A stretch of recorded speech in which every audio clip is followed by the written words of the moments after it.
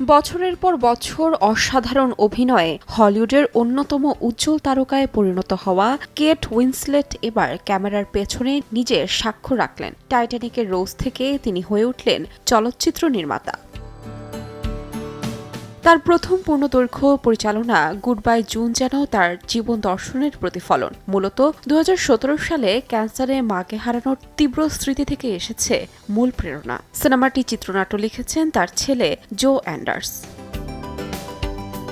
ব্যস্ত অভিনয় জীবনের মধ্যেও পরিচালনার স্বপ্ন লালন করছিলেন কেট। অবশেষে সুযোগ মিলতেই মাত্র ৩৫ দিনে সম্পূর্ণ হয়েছে গুড বাই জুনের শুটিং। মায়ের চরিত্রে অভিনয় করেছেন অস্কারজয়ী অভিনেত্রী হেলেন মিরেন। আরও রয়েছেন কেট উইন্সলেট, টনি কোলেট, জুলিয়া সহ অনেকে।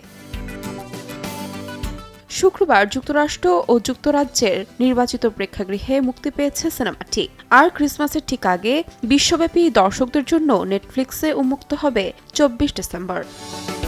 তাহমিনা তন্নি, সময় সংবাদ।